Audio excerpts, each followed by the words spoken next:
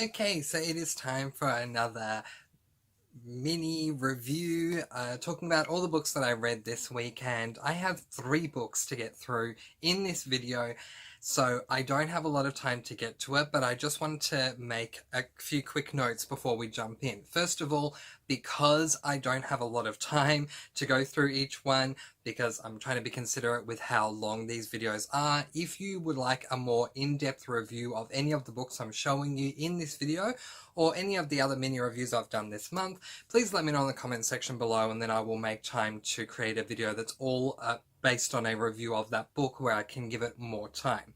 Also, because of the fact I'm cutting back, I'm basically going to keep all of these reviews spoiler free and giving you guys some pros and some cons where I see fit, and maybe giving you a bit of a description, but that's pretty much it. But let's get right into it. Okay, so the first book that I read this week was this book, The Phantom of the Opera by Gaston Leroux. This is an adult classic book, and I gave this book 5 stars. One important point that I do want to make about the book that is spoiler free is that the book and the film and the musical, the film was adapted from the musical, but the book versus the film and the musical are like night and day. They are completely different. So if you have seen just the musical, or if you've seen the musical and the film, please know going in that the book has a very different tone to it.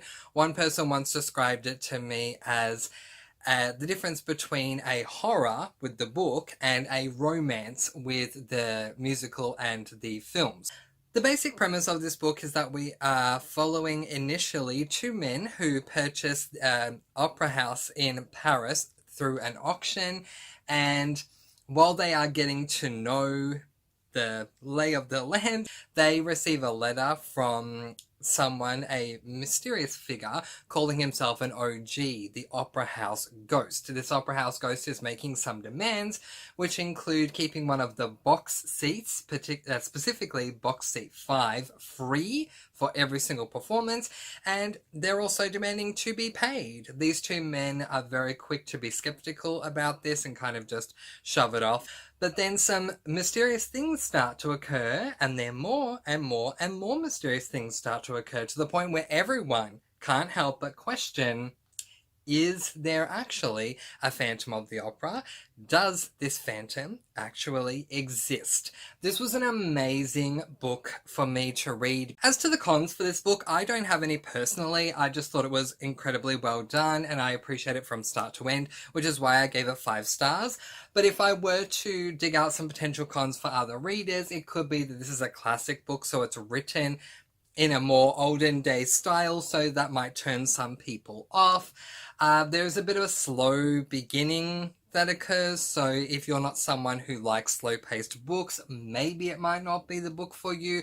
But I think all in all, it was really good, and I do think that if the idea of a ghostly phantom thing existing in an opera house and ultimately continuing to question over and over and over again, does he exist? Is he real? Is he not real? Is he real? Is he not real? If any of that appeals to you at all, then I highly recommend reading the book, because it is well worth the read. My first pro, spoiler-free pro for this book, is that I believe it is a well-written book. I think Gaston Leroux, for the time, created an amazing masterpiece with this book. He did some research around the Parisian opera house that this book is based off. I don't remember what it's called, but he actually based it off an actual opera house, and he found out little tidbits of things here and there by collecting newspaper clippings and things like that, and he was able to take things that kind of happened around that opera house and turn it into a story that seemed so real, considering those things that actually happened with the actual opera house. So he did a really good job, and so my first spoiler-free pro is that it is really well written. My second spoiler-free pro is the whole fact that the mystery side of it is really intriguing. If you are someone who can easily get swept away in any type of a mystery, this is not one, but if you can, by overanalyzing all these different things, then you will love the mystery side of this over whether or not the phantom actually exists, who this phantom is, you know, all that kind of stuff. You will enjoy that aspect. My final spoiler-free pro for this book is that the horror elements are very well done. I alluded to this earlier, that the film and the musical are catered more towards a romance because, and this is because Andrew Lloyd Webber wanted to romanticize one of the characters, so he kind of did it in that way. But Gaston Leroux never intended on romanticizing this original source material. He wanted to create a horror. And the horrific elements are done so incredibly well. When we come to find out what the deal is with this opera ghost and whether or not the opera ghost exists or not, horrific elements do come into play, and boy, are they amazing. And I wouldn't just say that either. If I'm going to read a horror book, then I want that horror to either freak me out or disgust me, make me want to leave the light on, things like that. If you've seen my videos already, you know this. I did not know that this was a horror going in, so it was unexpected for me, but I did like that it took a very dark and sinister turn about 3/4 of the way through the book, and I thought that this was incredibly well done. So 5 stars from me for The Phantom of the Opera by Gaston Leroux. Highly recommend. The next book that I read was Legendary by Stephanie Garber. This is a YA fantasy and is the second book in the Caraval series. An important point to note for Legendary, as far as I'm concerned, is that this book was not originally on my TBR for January, but I read book 1, Caraval, and loved it so much that I needed to read book 2 now. Because this is book 2 in a series, there's not really a lot that I can say without spoiling things, but I can say that in book 1, we are following our protagonist who has a sister, and we follow the sister in the second book. In book 1, a game is played, and in book 2, we also kind of have a game that's played as well. Again, I really can't say much without giving away spoilers, because anything that I kind of hint at will spoil certain things for book number 1. So I'm just going to jump right into my pros and cons. First of all, overall, I want to say that I gave this book 2 stars because it absolutely incredibly disappointed me. So book 1 was so amazing that I had to jump into book 2. I had to make that emergency purchase for this book, and yet this one just incredibly let me down. That at the moment I do not plan to continue on with the series. There is one more book in the series called Finale, and I just at the moment don't have any interest in it because book 2 has ruined the series for me. Good news is book 2 has not ruined my thoughts and feelings of book 1. I still love book 1 and will absolutely put it up on a pedestal and still predict that it's going to be in my top 10 of favourite books of 2021, but book 2 just was incredibly disappointing. My first con for Legendary is the game itself. So as I said earlier, in book 1 we are following this protagonist who is playing a game. Basically, I can say this much. So the game involves finding clues, and these clues are eventually going to lead you to something, and the first person to find this something wins the game. Okay, I can say that much.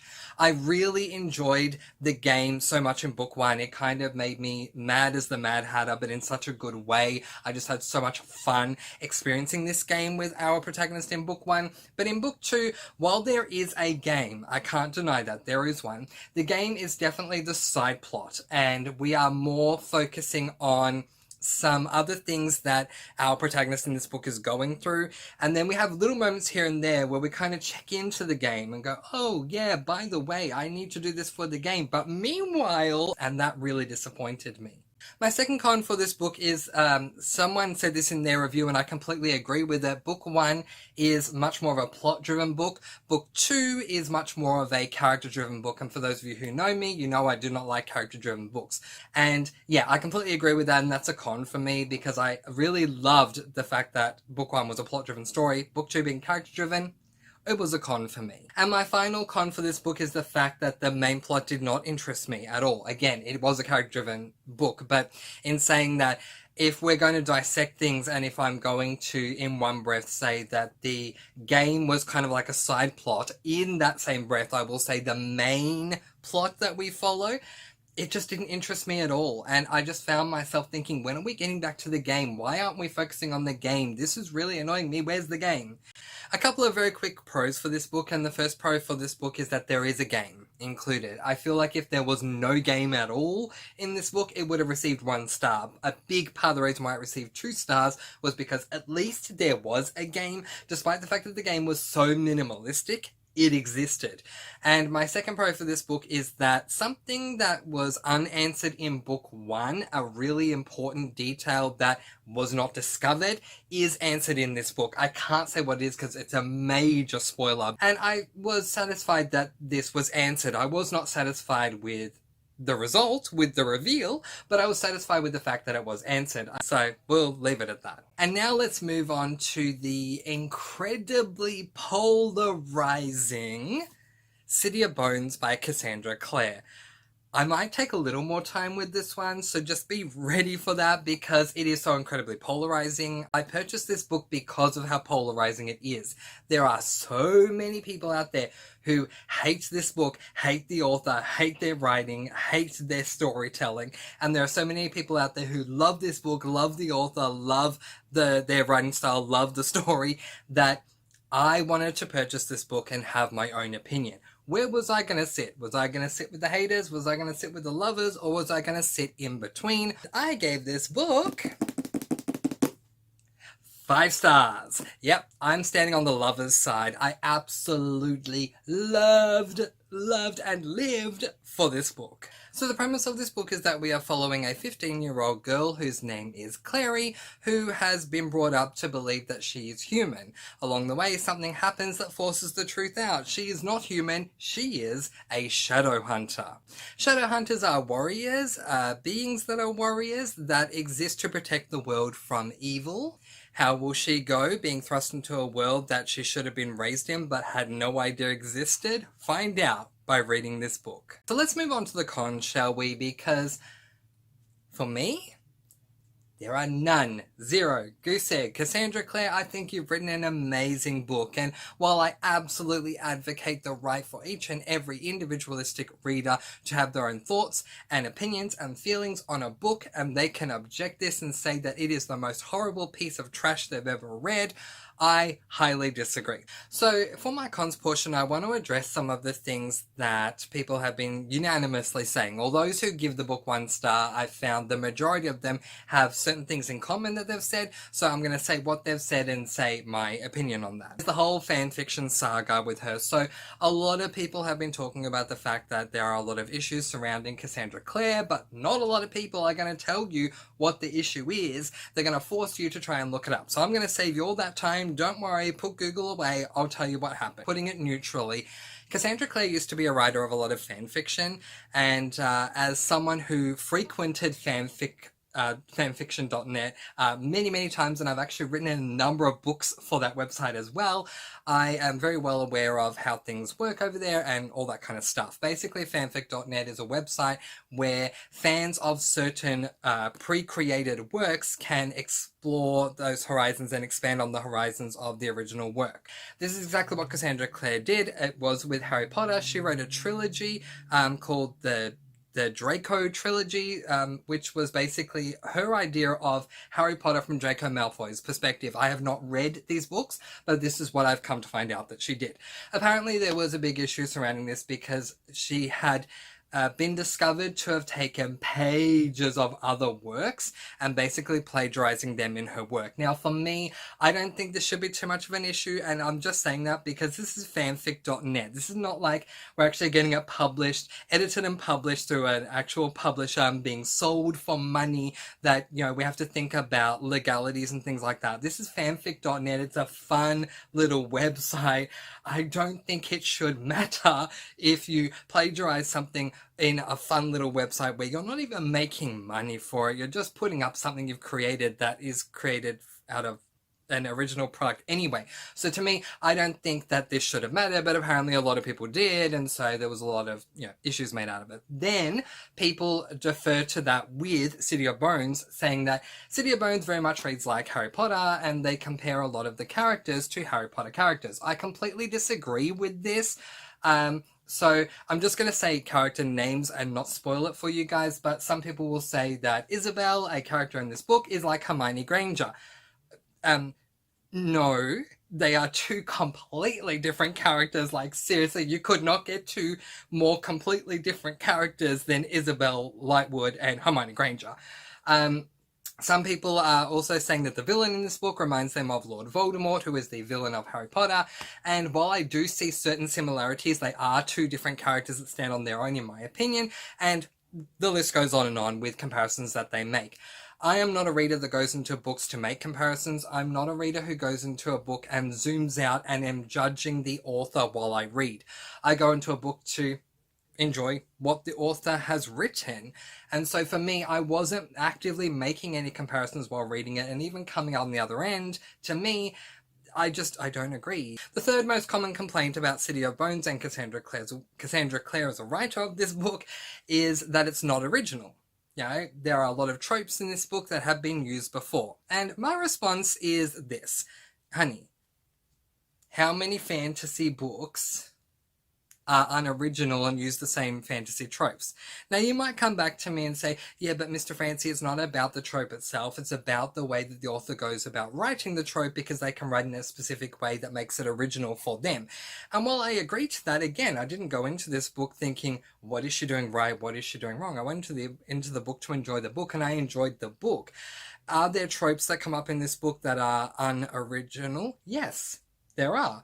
Do I think that this is a negative? No. For me, it's not. For you, it might be, but for me, it wasn't. So that's not a complaint that I have. While I see what you're saying as valid, I don't see that as a con, because it's just not something that I think deserves a less of a star, because Cassandra Clare uses tropes that have been used before, as do most other authors, because let's be real, as much as I'm not a J.R.R. Tolkien fan, most modern day fantasy authors were inspired by J.R.R. Tolkien, or all roads lead back to him, in that J.R.R. Tolkien inspired someone who inspired someone who inspired someone who inspired the person that you're talking about with the current fantasy that you're reading. So no one book is 100% original anyway, so I don't think that there's any real basis for this argument anyway. But for me, personally, I don't have any issues with that, and I don't see an issue with that with this book. Final massive issue that I saw with this book is we don't know the limitations of the magic system.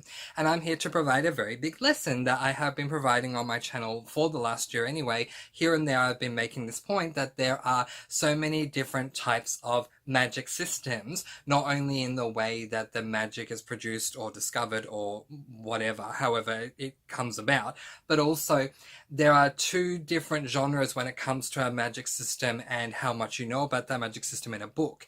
If you know every single thing about the magic system, if you are told everything, then it is a hard magic system. You know the bounds, you know the limitations. Yeah, okay, it's a hard magic system. But there are also magic systems in fantasies where you won't know everything, and we call this a soft magic system, and Harry Potter is a soft magic system. We don't know absolutely everything about it, and it's the same with this book. We don't know everything about the magic system. I mean, let's be real though, this is book 1, so did you really think you were going to know everything after book 1 anyway? But, so, I don't get how this is a legitimate complaint, being that it's book 1, but even if we take out the fact that it's book 1 and say that this is a standalone as an example, knowing that there are hard magic systems and soft magic systems, this is just a soft magic system. So it's a legitimate form of writing for a magic system, so to me that is not a con. But let's turn over to my pros and end on a positive note. My first spoiler-free pro for City of Bones is the characters themselves. A lot of people found the characters to be very one-dimensional, but I completely disagree. I found the characters to be completely different to one another and bounce off each other incredibly well. We have fun, witty, hilarious characters. We have characters who have dry, sarcastic humor. We have characters that are completely serious. We have characters that are incredibly intelligent. We have characters that are very dark. We have characters that are incredibly light. The differences between these characters are what make it work, and the way that they bounce off of one another was just incredibly intriguing to me, and I think that Cassandra Clare did a really good job with it.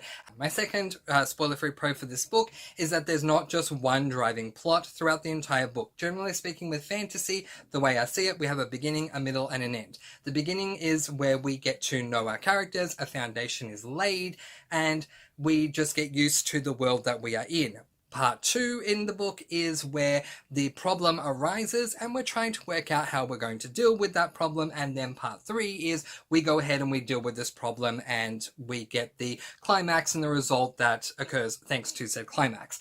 In this book, it did not happen that way. It wasn't that we have one thing that we are striving towards. We had, I think, like 3 different things in this book. So it was like, we get to know the world, then a problem arises, we have to go off and deal with that problem. Okay, we've now dealt with that problem, but now another problem has arisen, so now we've got to go deal with that one, and now another problem has arisen and we have to go and deal with that one. This definitely kept me on my toes and kept me really, really happy, because we weren't just focusing on one thing, we were focusing on many different things, so I really appreciated that.